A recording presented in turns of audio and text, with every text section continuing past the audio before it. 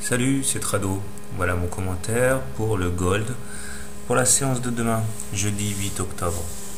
Alors comme on peut le voir sur le graphe, le canal rose était bien celui qu'avaient sous les yeux la plupart des traders du monde entier, puisque la hausse d'aujourd'hui a juste permis de rallier le haut de ce canal, et c'est également au contact du haut de ce canal que les premiers phénomènes vendeurs sont apparus et les premiers phénomènes de vente à découvert sans doute.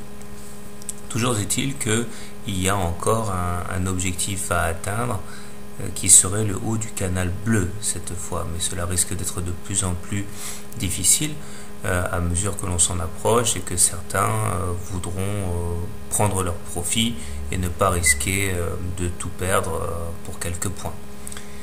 Un petit coup d'œil au niveau des indicateurs techniques montre que c'est la grande fête sur le Gold, puisque le MACD a croisé définitivement son signal et il l'a confirmé aujourd'hui. Le momentum est très bien orienté et le stochastique se paie également le luxe d'attaquer sa zone de surachat, ce qui montre bien l'euphorie qui règne actuellement sur le marché des métaux. On remarquera également que la M7 a croisé la M20. En fait, ce qui m'inquiète un petit peu aujourd'hui, c'est le fait que nous ayons inscrit ce qu'on appelle une bulle. Alors, regardez, la première clôture, celle d'hier, s'est faite au-dessus de la Bollinger supérieure, hein, la petite enveloppe mauve.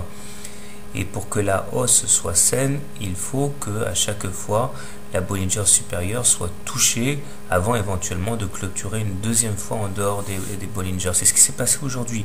Nous avons bien un T2, mais nous avons également une bulle, en ce sens que la Bollinger supérieure n'a pas été touchée. Et ça, qui dit bulle dit irrationalité des intervenants, perte de contrôle en gros des intervenants, et c'est là qu'on s'expose à un recul des cours, à une contraction. Donc il n'y a pas de quoi remettre en cause la dynamique haussière lorsqu'il y a une bulle, mais par contre il est souvent remarqué un retour sur la M7 au moins pour reprendre son élan. La M7, c'est la courbe en pointillé rouge.